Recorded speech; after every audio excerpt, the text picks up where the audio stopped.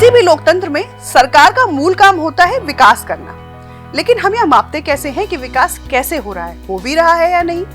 दरअसल इसके लिए विभिन्न पैमानों पर कई तरह के सूचकांक जारी किए जाते हैं, जैसे कि पर्यावरण के क्षेत्र में कितना काम हुआ, इस काम को 100 में से कितने नंबर दिए जा सकते हैं, आदि आदि। इसी तरह से कई पैमानों पर विभिन्न एजेंसियां समय समय पर अलग अलग सूचकांक जारी करती रहती हैं। एक ऐसा ही सूचकांक अभी हाल ही में जारी किया गया और इसका नाम है SDG इंडिया इंडेक्स 2023-24, यानी sustainable development goals India index.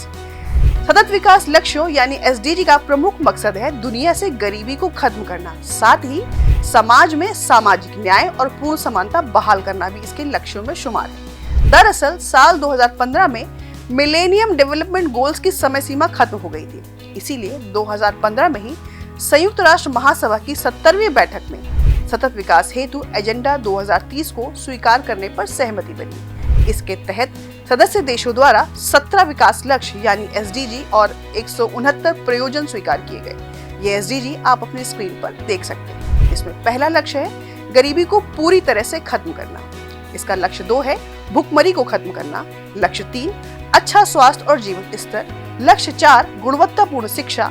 लक्ष्य 5 लैंगिक समानता। लक्ष्य 6 साफ पानी और स्वच्छता। लक्ष्य 7 है इसका सस्ती और स्वच्छ ऊर्जा। लक्ष्य 8 अच्छा काम और आर्थिक विकास। लक्ष्य 9 उद्योग नवाचार और बुनियादी ढांचे का विकास और लक्ष्य 10 है असमानता में कमी। लक्ष्य 11 की अगर बात करें तो टिकाऊ शहरी और सामुदायिक विकास पर जोर दिया जाएगा। लक्ष्य 12 है जिम्मेदारी के साथ उपभोग और उत्पादन। लक्ष्य 13 जलवायु परिवर्तन से जुड़ी चुनौतियों से निपटना।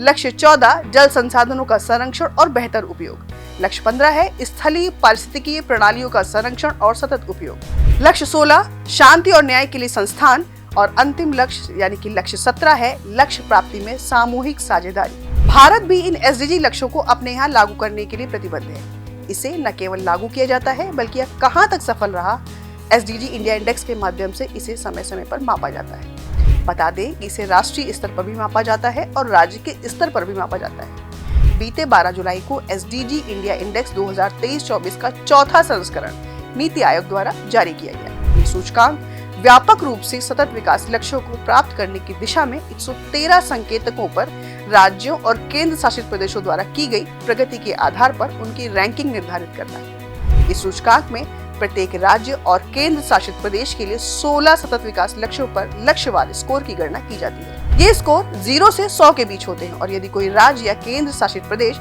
100 का स्कोर प्राप्त करता है तो यह दर्शाता है कि उसने लक्ष्य हासिल कर लिया है।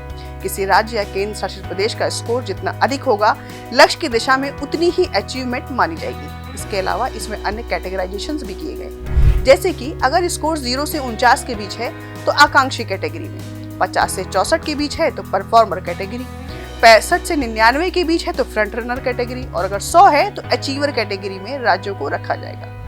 और इस बार जो इंडेक्स जारी किए गए हैं उसके मुताबिक भारत का समग्र स्कोर 2023-24 में बढ़कर 71 हो गया है। यह स्कोर वर्ष 2020-21 में 66 था।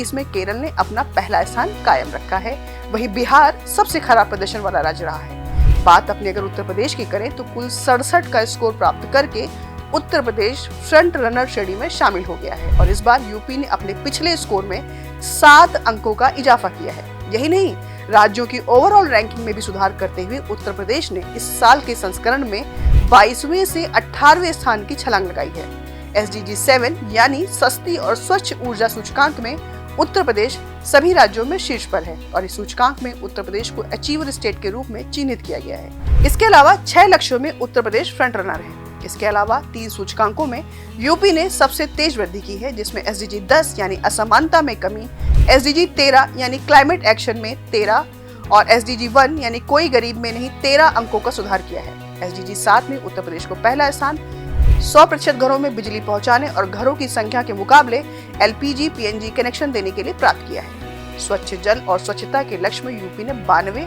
असमानता कमी में 66, सतत शहर और समुदाय में 82, सतत खपत और उत्पादन में 85, जीवन और भूमि में 70 और शांति न्याय और मजबूत संस्थान में 77 का स्कोर हासिल किया है। इसके अतिरिक्त उत्तर प्रदेश 7 गोल में परफॉर्मर और 1 गोल में एस्पिरेंट श्रेणी में शामिल है।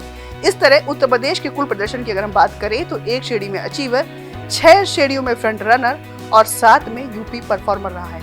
इंडेक्स के मुताबिक एसडीजी लक्ष्यों को प्राप्त करने की दिशा में भारत ने काफी प्रगति जरूर की है, लेकिन अभी भी देश को एक लंबा सफर तय करना बाकी है।